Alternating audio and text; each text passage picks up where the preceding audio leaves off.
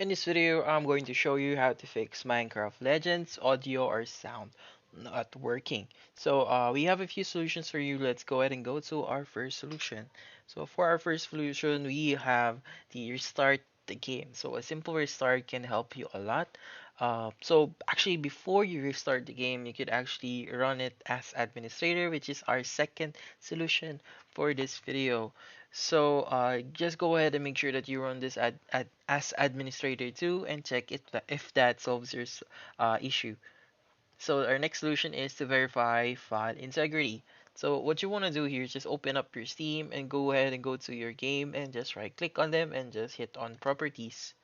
Go to local files and just hit on verify integrity of game files, and that should verify the files for your game. Our next solution is to check audio output device. So just want to do what you just want to do is go ahead and go to the right corner of your screen and you'll be able to see the volume icon here. Just click on it and just ensure that you're using the correct device for your output. So, like for example, you want to hear it on speaker, just ensure that you've set it to your speaker and not to your headset. And because if you set it in your headset, you will not be able to hear anything for that game. So our next solution is to check audio mixer. So how do you check the audio mixer?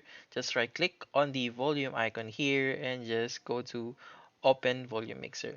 Your game will appear here. Just ensure that it's not muted and the bars here is raised to a significant level where you can actually hear the game.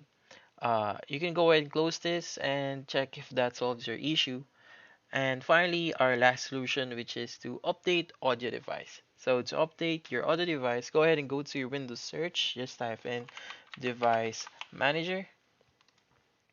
Minimize this and just search for sound, video, and game controllers. Expand this and go to your headset or your speaker and just right click on it and just click on update driver. Here, just use the search automatically for drivers. Windows will find the drivers for you and install it on your PC. Hopefully this video was able to help you. Like and subscribe if you found this video helpful.